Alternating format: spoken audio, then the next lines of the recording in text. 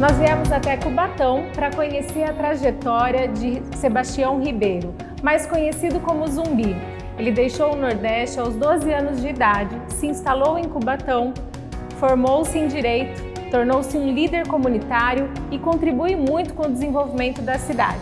Zumbi, é um prazer recebê-lo no nosso programa. Muito obrigada. Eu que agradeço, a gente está aqui também à disposição para falar da história da nossa cidade e da nossa gente. Certa vez eu ouvi uma frase sua numa entrevista em que você diz: sempre fica um pouco de perfume nas mãos de quem oferece flores. De que maneira essa frase influenciou a sua trajetória? Tudo, né? Porque eu aprendi essa frase acho que uns anos bem atrás. Na verdade, ela é um pedaço de uma poesia, né? Quando eu vi, eu digo, é isso, né? Quando você oferece a alguém, você, na verdade, você está recebendo sem saber mais do que você oferece. Então, eu passei a usar essa frase exatamente para tentar despertar as pessoas, né? Dizer, olha, ofereça alguma coisa para o outro. Ah, mas eu não tenho. Ofereça o que você tem, mas olha, tem que ser de dentro. Porque aí você vai perceber, é como um abraço, né? Você dá um abraço, você recebe outro muito mais gostoso. Qual é a sua causa? Até uns anos atrás, eu pensava no meu bem-estar pessoal, né? Só que quando eu pensava nisso, eu analisando hoje, eu não era feliz, né? Eu sentia dor de cabeça, eu adoecia muito, a gente vivia ansioso. Aí quando você começa a fazer a causa do bem comum, no geral, não te falta nada. Você tem um resgate de vida, um resgate de saúde, de tudo. Ou seja, aí você entende que a gente foi criado para servir, né? E quando você serve o outro de carinho, com toda a vontade, isso te volta mais do que você dá, né? Eu penso que isso talvez seja o segredo, que muitas pessoas passam a vida toda e talvez não descubram isso. Conta pra gente, Zumbi, como é que foi a sua trajetória do seu ponto de vista, desde a sua vinda lá do Nordeste até os dias de hoje. E a minha família é como milhares de famílias que vieram aqui para São Paulo, Rio de Janeiro, etc., fugindo da seca, né? Nós somos em 6 irmãos, primeiro vieram os mais velhos, e eu cheguei aqui por último, né, junto com minha mãe. Chegamos aqui, a gente enxergou de cara, né? Isso aqui é um lugar de oportunidades, né? Indústria, muitos trabalhos para fazer, a gente ficou encantado. Resultado, a gente está aqui até hoje. Eu comecei aqui na cidade de Cubatão trabalhando como ajudante em oficina mecânica, né? Que o meu desejo era aprender a dirigir carro, né? Eu vim do Maranhão, o único transporte que a gente tinha lá era o jegue. Aí quando cheguei aqui, eu vi carro, eu fiquei assim encantado quando eu vi o carro pela primeira vez. Aí eu digo, eu quero aprender a dirigir. Como a minha família não podia comprar, aí eu achei a melhor forma, né? Eu falei para minha mãe, vou trabalhar em oficina. E eu cheguei na oficina rapidinho, eu já aprendi a dirigir, manobrar carro, etc. Aí aprendi a consertar, a pintar, etc. Tudo. Aí depois eu saí de oficina, fui para um negócio que a gente começou no final de semana. Eu tinha sábado e domingo livre. Aí eu ia ver carro, eu sempre gostei de carro. Aí a gente mora ali no sistema Anchieta Imigrantes e Pedro Táxi. Aí os carros ficavam andando devagarzinho, eu ia para a pista ver os carros de perto, que eu adorava ver carro, né? Resultado, aí as pessoas naquele calor ficavam perguntando, você não tem uma garrafa d'água para vender para a gente? Aí eu comecei a trazer água para oferecer para as pessoas. Depois eu comecei a vender água, eu me tornei o maior vendedor de água ali da região.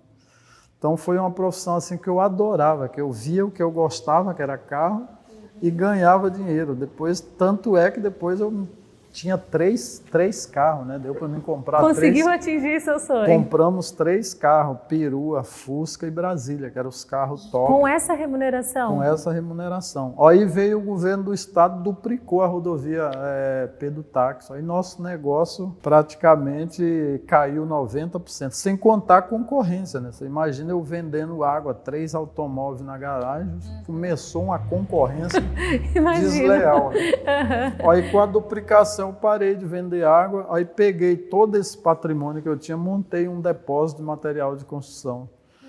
Com dinheiro, eu fui tão afoito, com dinheiro só deu para pagar a parte burocrática. Né? A parte burocrática do nosso país, para montar uma empresa, é muito salgado. Né?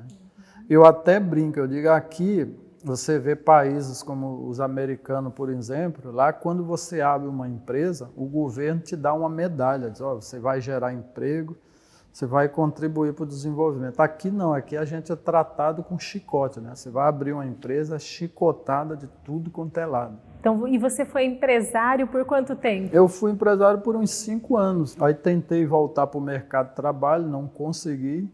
Aí fui trabalhar de voluntário na comunidade, estou até hoje. Ainda bem que deu errado, né? Ainda bem, graças... Naquela época eu não entendi, viu? Mas hoje, graças a Deus, que deu tudo errado. É verdade. E eu fui para o movimento ser voluntário, até para não enlouquecer, porque você é acostumado a trabalhar, você fica 2 dias sem trabalhar, você enlouquece, né? E fui exatamente para não enlouquecer. E aí foi a grande riqueza da minha vida, né? Onde eu comecei a aprender, entender. Hoje eu vejo que, na verdade, é aquela frase que diz, né? Deus escreve certo por linhas tortas. A educação transformou a sua vida. Como é que foi isso para você? É interessante que a minha mãe, ela foi alfabetizada aos 76 anos, né? Num projeto nosso da comunidade. Ela, mesmo analfabeta, ela sempre enxergou que a saída era o conhecimento, né? A saída era a gente... Ela dizia, meus filhos, vocês têm que estudar. E fazia isso como uma obsessão. Eu fui alfabetizado aos 13 anos, né? Cheguei aqui na escola chamada Júlio Conceição, porque a gente chegou com 12. E desde então me apeguei, né? Eu digo, a única saída é o estudo. Peguei gosto pelo estudo, então me formei o ensino médio, depois fui fazer pedagogia, parei, porque era pago na época, eu não pude continuar. Depois fui para um projeto social, ganhei uma bolsa, passei no Enem. Isso mostra também que sonho pode ser realizado por qualquer pessoa, né? E aos 40 anos eu estava lá na universidade, com 2 objetivos. Primeiro buscar conhecimento e depois mostrar para os jovens da nossa comunidade que às vezes dizem que não é possível realizações. Olha, é possível. Você pode ser um engenheiro, médico, doutor, jornalista, pedreiro, tudo que você quiser, né? Não é o dinheiro que vai fazer você, é a sua vontade, né? E como é que foi a escolha do direito? A escolha do direito, eu saí do primeiro curso, que era pedagogia, exatamente porque eu ingressei no movimento comunitário e tudo que eu deparava com leis, né? Com direitos, né?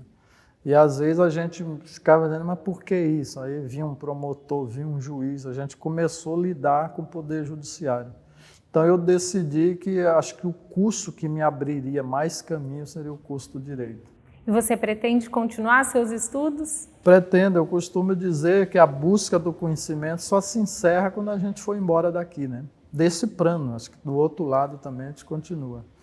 Porque o que você sabe hoje, amanhã já é ultrapassado. Então a busca do conhecimento, o estudo, a gente não deve parar nunca, né? Dos projetos sociais que você teve a oportunidade de contribuir, quais são aqueles que você tem muito orgulho? Nesse período, nós conquistamos uma universidade de medicina, que foi a grande conquista que foi esse ano. Um instituto federal para os nossos jovens, que está focado na formação para a indústria. O Senai, que antes a gente não tinha. Todos é como se fossem uns filhos, né? Mas um dos que eu assim, foco ele bastante hoje é o da moeda, né? Porque são projetos que você mexe com a questão da alimentação, da autoestima e, acima de tudo, são autossustentáveis, né? E também os para jovens, né? Nós temos um programa na comunidade que é o Jovem Aprendiz, que a gente fez uma parceria há mais de 12 anos com a refinaria, onde eles repassam essas vagas para as comunidades e a gente lá tem a oportunidade também de trazer essas vagas para aquele jovem que a gente faz uma pesquisa e entende que aquele ele tem o viés de resgatar, trazer para o aprendizado, que o programa Jovem Aprendiz é isso, e ao mesmo tempo levar uma renda para casa. Tem a formação, ele fica no projeto 2 anos, o primeiro ano é só formação, aula de informática, aula de inglês, aula de cidadania. E depois ele é inserido numa empresa parceira como aprendiz. E agora tem um projeto novo que é o Bom Prato. Isso. Comenta sobre ele. O Bom Prato, a gente, como na Secretaria de Assistência Social, eu costumo dizer o seguinte, se você tiver escola boa, hospital bom, estrada boa, Mas se o cidadão tiver deficiência para acessar alimento, nada disso faz sentido, né? Porque eu já passei necessidade de alimento, né? Então a gente sabe da importância do equipamento desse. Quantas pessoas o Bom Prato pode atender? Aqui o nosso ele vai atender 1.200 refeições por dia, portanto 1.200 pessoas e 600 cafés da manhã. Como líder comunitário, quais foram as principais contribuições que você teve junto à cidade? Olhando para trás hoje, eu vejo que tudo foi importante, desde a infraestrutura que a gente contribuiu. Lógico que não foi sozinho, teve muitas mãos, mas a principal que eu destacaria era mostrar para as pessoas que elas podem, né? Trabalhar a autoestima do cidadão. E de que maneira, na prática, você consegue trabalhar a autoestima da população? Eu consigo desde os projetos sociais, por exemplo, a gente implantou na comunidade a primeira escolinha de inglês, né? Muitos diziam que eu era louco, olha, nem português o povo fala direito, você quer que a gente aprenda inglês? Eu digo, eu não quero, nós vamos aprender junto. Depois a gente colocou escola de música, depois a gente colocou capoeira. Hoje é nosso espaço lá, nós temos dança, fit dance, zumba. Tudo isso melhora a autoestima das pessoas. São projetos que agregam. O programa Cubatão de Bem com Mangue. Explica um pouquinho melhor para a gente como foi criado e concebido o projeto de Bem com Mangue. O projeto é super simples. A pessoa ela é estimulada a não jogar tudo que ela produz fora, levar para a associação, pesa, e ela, em vez de receber o real, recebe essa moeda local, né? Ela tem como compensação, mostra também para a sociedade que essa moeda, quem anda com ela já está num nível de consciência. E ela passa, então, a ver que tudo que ela joga fora é dinheiro, né? Ninguém quer rasgar dinheiro, ninguém quer jogar dinheiro fora. E aí a gente consegue aí por mês 6, 7 toneladas de lixo tranquilo. Lixo não, material reciclável.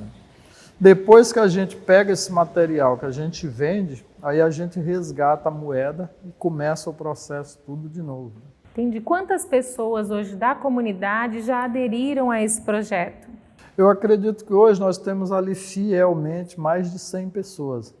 E esse número crescendo, entre aquelas que trocam, aquelas que já chegaram a um grau bem maior, que já estão doando o seu material, que também nos ajuda, né? E se a gente não tiver essa consciência, você diz, é o outro, né? Não, para mim cobrar o outro, eu tenho que fazer a minha parte. Eu passei isso no próprio projeto, né? Quando eu implantei o projeto, eu comecei a reciclar, aí você vê que é fazer essa experiência em casa, né? O quanto a gente produz de material, né? E a gente joga isso fora, porque a gente não vê o destino daquilo, né? Você põe na calçada, o caminhão passa, a gente não se pergunta quanto custa aquilo, e é milhões que saem do nosso bolso, e de repente vai parar num aterro sanitário que vai danificar lençóis freáticos, então tem umas consequências que às vezes a gente não pensa no que a gente faz. Mas na verdade, se você fizer essa experiência de guardar seu material, e depois dar um destino corretamente, você vai ver que a gente produz muita coisa além da conta. E gera um impacto aí na comunidade. Exatamente, porque imagine eu fazendo, você fazendo, o outro fazendo, sem essa destinação ideal. Você, na hora, tudo vai parar na conta do planeta, né? Quantos anos você está aqui em Cubatão? Estou há 40 anos, já vou fazer, né? Quais foram os momentos mais difíceis que a comunidade passou e de que maneira vocês enfrentaram? Certo. O momento mais difícil, eu acho que é quando você tem a questão da violência, né? Então a gente começou a ver isso lá atrás, porque hoje o que a gente percebe? A gente tem que trabalhar isso continuamente, né? Por isso que a gente hoje tem 3 capelas na comunidade. Eu penso que a questão religiosa, a gente tem que estimular, as pessoas têm que acreditar em algo maior do que a gente. E segundo, né, a cidadania. Cidadania é você entender que você tem direito, o outro tem direito, respeitar o outro, a questão de som, música alta, cuidar bem do seu vizinho, tem todas essas coisas. Então a gente começou a trabalhar esses conceitos exatamente para dar uma equilibrada aí nessa relação, né?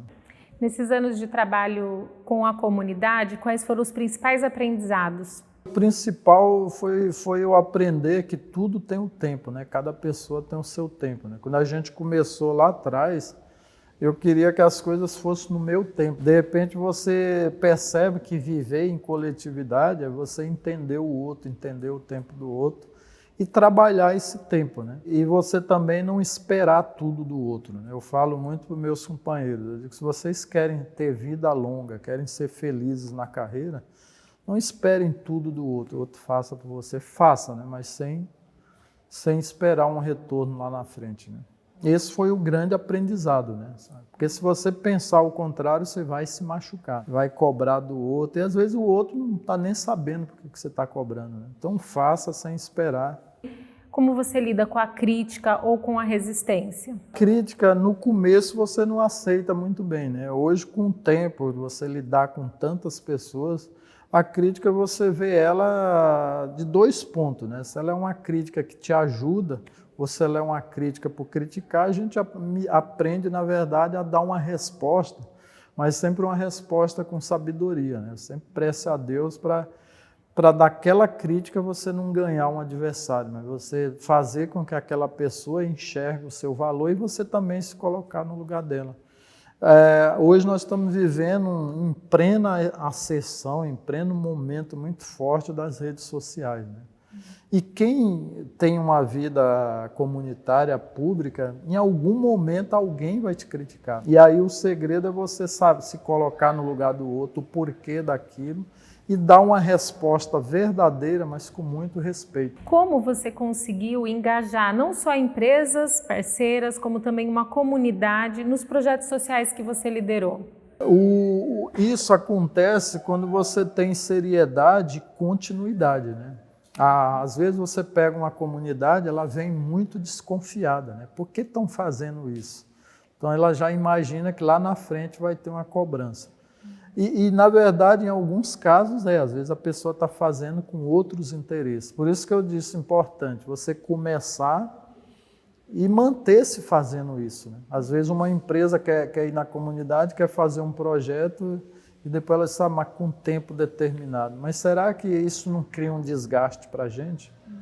Então a gente tem um projeto bem de pé no chão, igual esse do Mangue, igual a nossa escolinha, mas que seja simples, mas que seja contínuo, né? Porque você só ganha credibilidade com o tempo, não tem jeito, né? As pessoas vão desconfiar de você, mas se você está ali todo dia, mantendo aquilo que você falou, a mesma retidão, tendo com coerência, exatamente. Não dá de eu falar uma coisa e fazer outra, começar uma coisa porque eu não atingi o objetivo, né? Então as pessoas são desconfiadas, de certa forma, com razão, né? Agora a gente vai avançando, tanto com a comunidade como as empresas, no seu simples, né? Primeiro o sonho, eu acho que é o rascunho, né? Começa tudo pelo rascunho, né? Agora o mais importante é você dar o primeiro passo. Quais são suas próximas metas e o seu sonho? Eu tenho um sonho que está lá em Brasília, que é ocupar uma daquelas 11 cadeiras, né? É ir lá para o Supremo Tribunal Federal. Aí tem pessoas que dizem, mas aquilo é difícil. Eu digo, todo sonho, não tem sonho fácil, né? Mas eu já fiz 5 anos de faculdade, fiz de Direito, vou fazer pós-graduação, aliás. A minha parte eu estou fazendo, né? Primeiro fiz o rascunho, né? Esse rascunho eu já mandei para quem de Direito. Agora a minha parte eu estou fazendo, né? Estou dizendo, olha, é lá onde eu pretendo chegar. E por que chegar lá é importante para você? É importante que eu já passei por vários espaços por aqui, né? Eu penso que aquele é um espaço que eu vou contribuir agora para o meu país. Eu penso que o Brasil é um país muito próspero, mas que a gente precisa dar um choque de justiça nesse país, né? As pessoas que enveredarem pelo caminho da injustiça, pegar o que é dos outros, elas têm que saber que tem uma justiça e que essa justiça vai ser implacável, né? Não dá mais de pessoas tirarem dinheiro público, roubarem, furtarem, pôr em paraísos fiscais e a justiça continuar de venda, né? Eu acho que quem representa a justiça tem que dar esse choque de justiça. Já começou, né? Eu estou muito otimista que tem uns poucos abnegados no país já fazendo isso, né? Mas precisa mais pessoas saberem não, sonharem com esse propósito, né? A hora que a gente for muita gente punindo os poucos que fazem um estrago para a população inteira, aí a gente começa ser um país mais justo, né? É porque boa parte dos meus sonhos eu já realizei, ó, eu vim com esse sonho novo do Supremo, né? E se a pessoa disser, se um dia você chegar lá, você vai parar de sonhar, eu digo, não, aí eu vou querer ser o melhor ministro, né? E aí vai ser uma motivação para me acordar todos os dias para ter as melhores decisões. Zumbi, você tem 3 características de personalidade que me chamam muito a atenção: a criatividade, a simplicidade nas ações e o inconformismo. É isso mesmo? Como que na prática você se utiliza dessas competências para realizar seus sonhos? Olha, é agindo, né? Eu acho que tudo isso a gente tem que ser inconformado, mas também se você não agir, você vai ser mais um desconformado, né? E todo dia a gente é provocado a agir, né? Ou ficar quieto. Eu sou uma pessoa meio teimoso, né? Quando a pessoa diz, isso não é possível, eu digo, olha, então é, né? Então eu acho que quando a gente acredita, Raquel, nada segura você, né? Agora, o principal mesmo é sonhar e acreditar. Mas isso não é a principal, né? É levantar de manhã cedo e ir à luta. Eu prefiro sempre ir para a ação, né? E quando você vai para a ação, é aquilo que eu falei do passo, né? Você está dando um passo em direção à solução. Então, diante de qualquer dificuldade, diante de qualquer coisa que parece impossível, opte pela ação, né? Começa a fazer alguma coisa. Eu dou sempre o exemplo de que você está na porta da sua casa, está o lixo ou o mato subindo, né? Mas é feio, é chato, o poder público tinha que fazer? Tinha, né? Mas você vai ficar todo dia se incomodando com isso ou você vai pegar uma enxada ou pegar a mão e ir lá e arrancar ou varrer, né? E o que te tira do sério? Olha, me tira do sério pessoas que não são incomodadas, né? Pessoas acomodadas demais, às vezes me tira do sério. Porque a gente é sonhador, né? A gente quer ver as coisas funcionando, né? E tem pessoas que não, tem pessoas que são muito tranquila, passiva, né? Às vezes eu fico um pouquinho nervoso com isso, né? Porque o que eu percebo? Dado a gente mudar o mundo hoje, né? E você muda o mundo como? Aqui agora, no nosso cantinho. Eu começaria pela gente, né? Acho que cada pessoa tem que pensar, olha, como é que eu mudo um país? Me mudando, né? Eu posso mudar a minha maneira de pensar, de ver as coisas. Quais foram as pessoas que sempre estiveram do seu lado durante sua trajetória? Sempre foi minha família, né? Especialmente minha mãe. Ela faz uns 3 anos que foi embora, não está mais. Mas ela sempre esteve do meu lado, sempre sonhamos juntos. E depois, uns 10 anos atrás, veio minha esposa, que agora caminha comigo, que é a Adriana. E os amigos, eu deixaria uma mensagem de gratidão, né? Eu sou muito grato a todos aqueles que tiveram paciência de passar o seu conhecimento para mim, os professores, que hoje são todos amigos, líderes que já se foram, que estão aí. Todos eles contribuíram aí nessa minha caminhada. E que valores você faz questão de passar para os seus filhos? Para meus filhos, hoje eu tenho uma missão, né? Minha mãe, eu digo que ela cumpriu a missão dela. Ela criou 6 filhos, nenhum desviou para o mau caminho. E hoje eu tenho 3 filhos, tenho essa missão de dar sequência a isso. E o principal valores é a honestidade e a ética. E o meu propósito está muito aliado no sonho, né? Que é trabalhar para uma justiça muito maior. Porque, na verdade, quando você está na comunidade realizando um projeto, você está trabalhando inclusão, você está trabalhando justiça, né? Só que chega uma hora que você não se satisfaz disso para um pequeno grupo, você quer expandir muito mais, né? O que é liderança para você? Liderar é um processo muito simples, né? É entender, principalmente, que você não faz nada sozinho, né? E entendendo isso, aí você vai buscar trazer a outra pessoa do seu lado, motivá-la para que ela entre no seu sonho, para que ela comece a trabalhar em conjunto, coletivamente, para a realização de um desejo, de um sonho, né? Mas o principal de tudo é saber que você não faz nada sozinho, né? E sabendo disso, aí você pode usar da sua criatividade, com eventos, com estratégia, tudo para ter as pessoas do seu lado, não obrigatoriamente, mas voluntariamente. E o que significa a vida para você?